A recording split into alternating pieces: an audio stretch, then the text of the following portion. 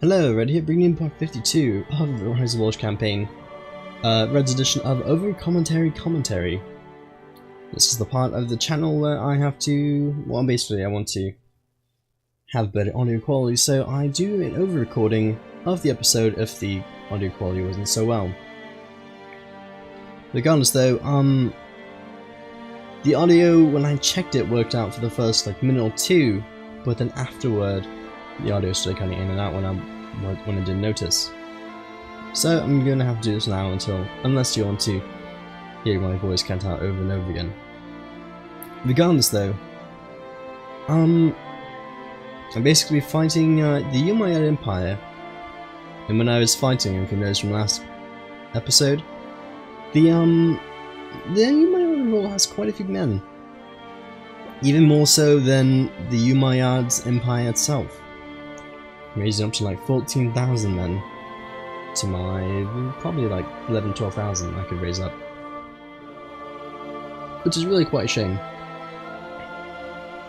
Also, I didn't even notice this, but my video actually cuts off the bottom portion of the game itself. Oh no, gonna have to fix that later on. But regardless though, trying to find a cult position actually kind of difficult, especially since no one in my cult even had a higher learning skill than that one pilgrim I picked up. And by the looks of it, well, slow fever might affect my entire family. Or will it? You don't know, but I know. It's just taking place in the future, this recording.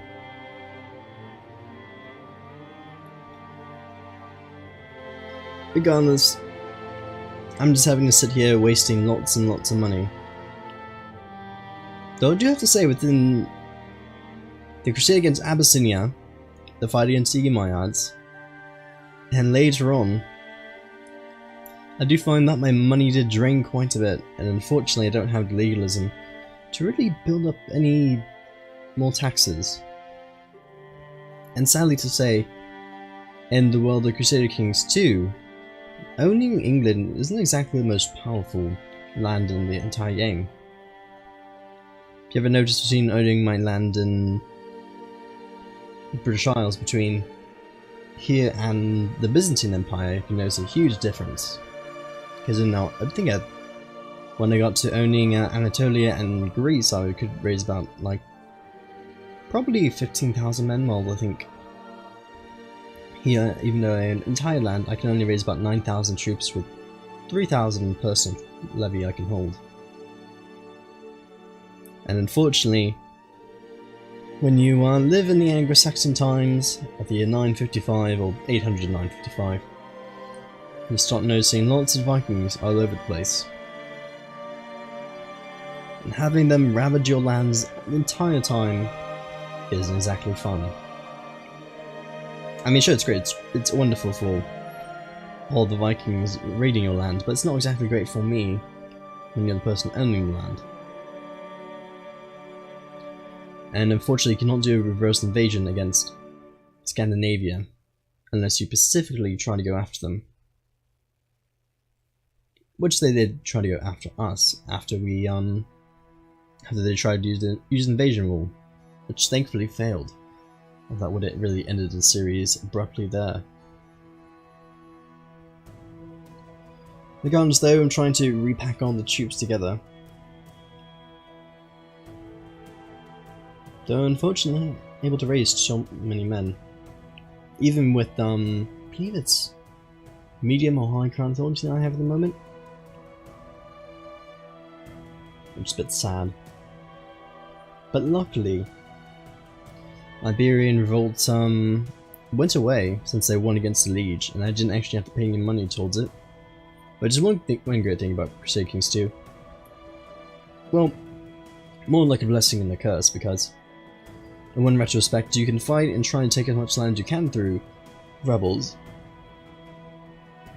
But on the same token, if if you're winning and they end up surrendering to the Liege, there goes the war. And unfortunately there's no type of war score or anything of that matter in the game. Since basically,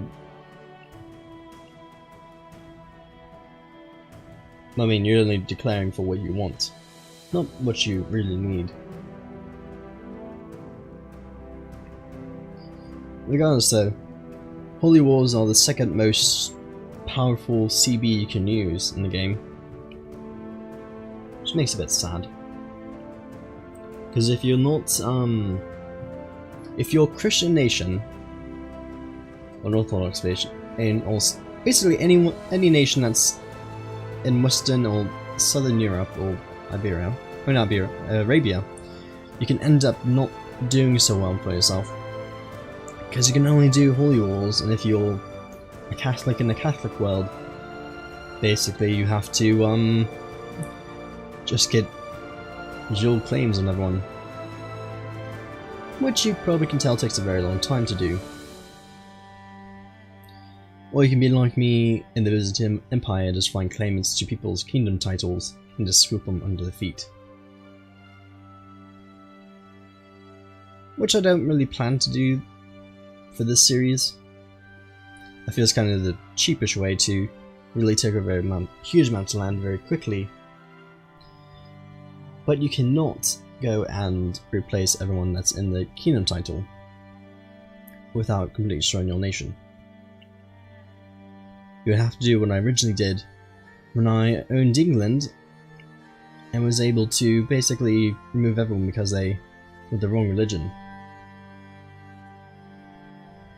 Which I suppose I could for any land I take over there, but it would be a lot of work to do that.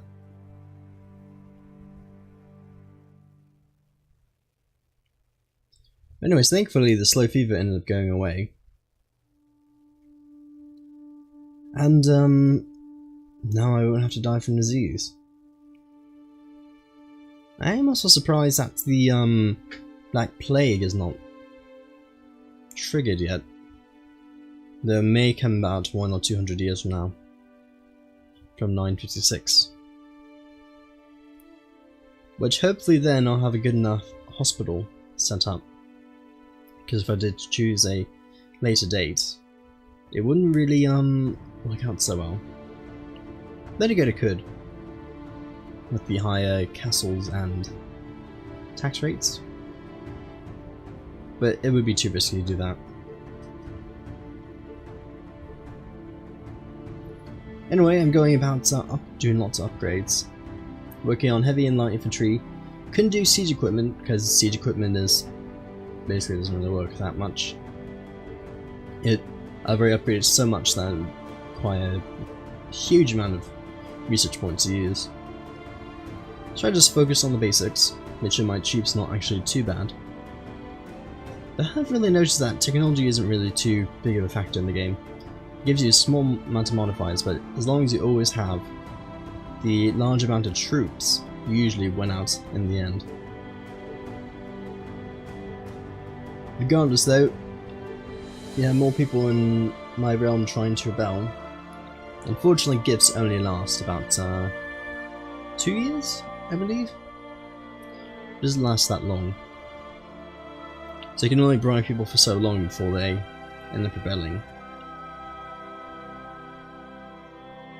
And once you end up having your primary guy die, and then have everyone hate you again, it makes it very difficult to control the realm. Like my father's character in this game basically made everyone love him because I pointed positions to him. But then later on, as you can see now, no one likes his son. Which makes it very difficult and very hard to allow them to revolt.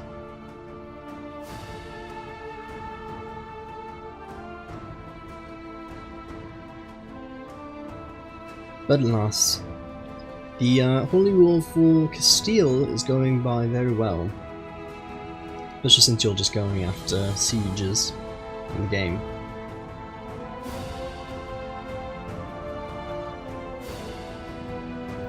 For the most part, Iberia is heavily fortified since most of the land is just castles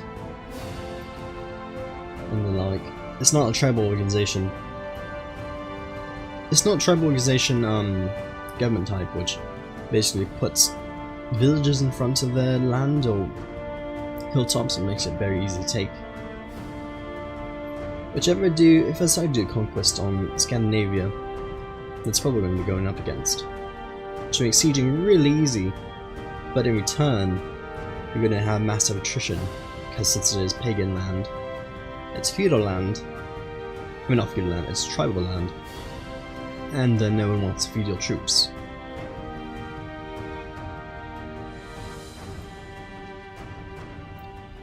Regardless though, Burgundy owns Ross up in Scotland for some apparent reason. Gonna have to go and take it sooner or later, unfortunately. Which I don't believe though, on the fortunate side, Burgundy is not a very powerful player in France, so luckily yeah, they're not too big. So we'll just have to do a de jure claim on that territory. Also, I have a 50% chance of being proud. Don't think ends up happening to me. But also, on the great side, the Fraxili faith is now basically grown. Basically, my entire land has now been nearly the same faith. So at the very least, it just helps for revolts happening. As long as you'll get you all your counts and duke titles up to being the same faith, you should be fine.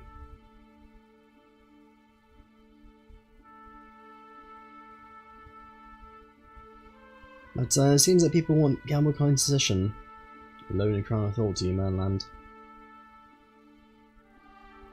And it appears I've gone abdominal pain. And my doctor says I have the Great Pox. Fortunately though, I did get the claim for Denmark. But I think at the time I didn't have that much money, and money was running out very quickly since I did hire 2 mercenary bands. And you can see later on that it does end up helping because my money reserves do run low. And plus I actually didn't really want to claim that land specifically after looking at it.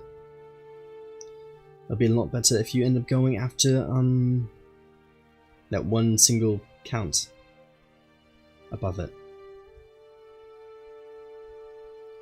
Anyway, my physician says I have consumption, which for some apparent reason, I have no idea why he thinks that. Medieval inaccuracies, I suppose. But also a priest won his holy relic back, and of course, as long as he gives piety, you have to say no. And also now he says I have the flu. And you put a bone of a chicken around your neck, or my neck. It apparently gives you 1+ health.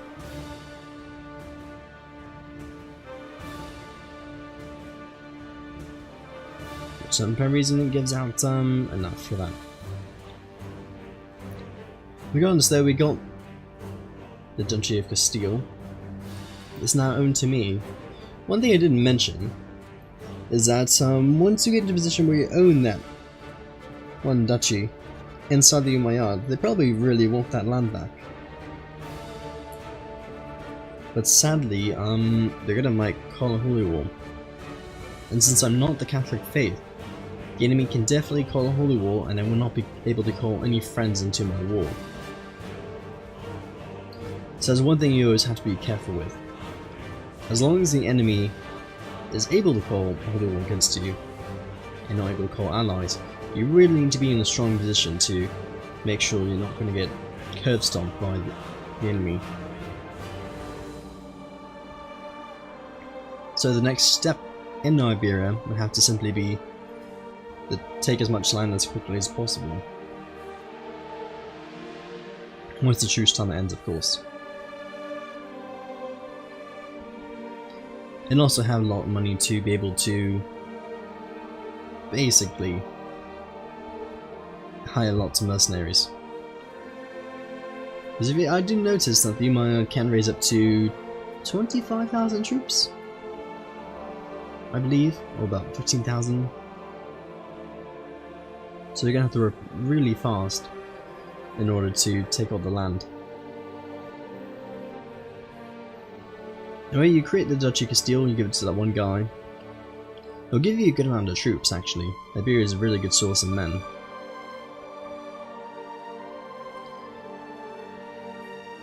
Though a lot of people didn't like the fact that I raised up levies so long, and that's probably a good reason why the factions are growing. If only this was a tribal pagan type of government, then definitely you'd be able to raise up your troops indefinitely without having people upset.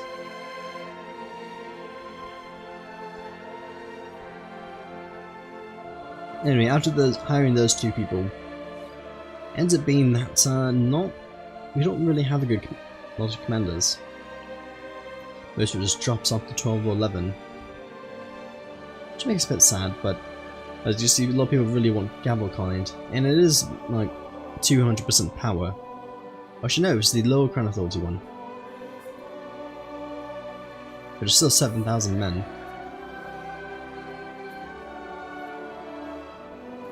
And at the very least, fortunately, I was able to raise up a little bit amount of troops to be able to fight this.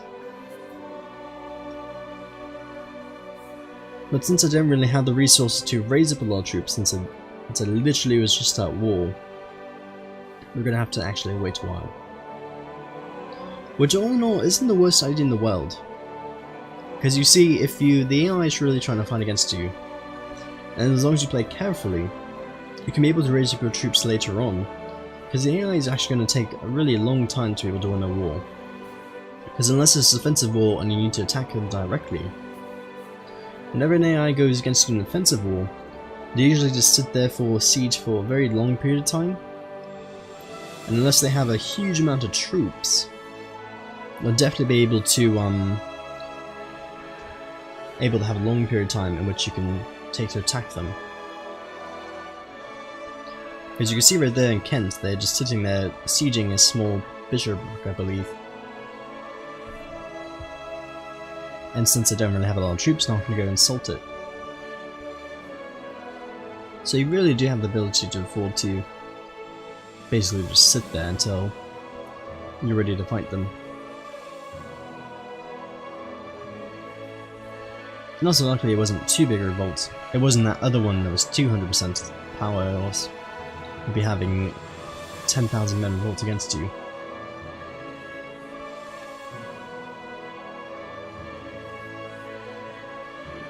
Anyway, I decided to disband my troops to be able to make sure that I have a good amount of troops to raise. And there's a bunch of Vikings here, but I really didn't want to lose a lot of troops.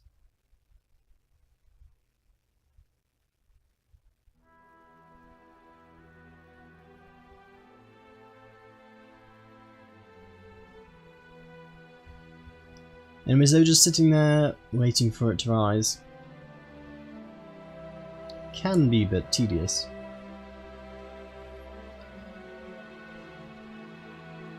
But as long as we can be patient enough, we should be able to get the amount of troops that we need. Because no one's upset when you raise up galleys. All troops are different heads of war. So luckily, since boats don't really need to replenish, you can be able to raise them ahead of time, so that once you have your troops ready, you can just start sailing across the land, gathering on your troops as quickly as possible.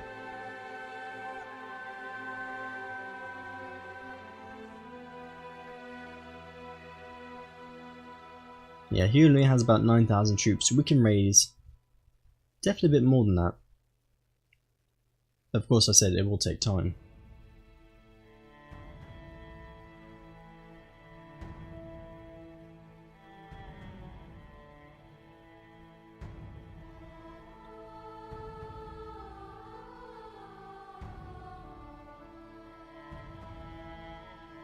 Yeah, and since that first faction ended up breaking apart, That made the other factions, especially that 200% one for lower gavel kind, look, this is such an after all.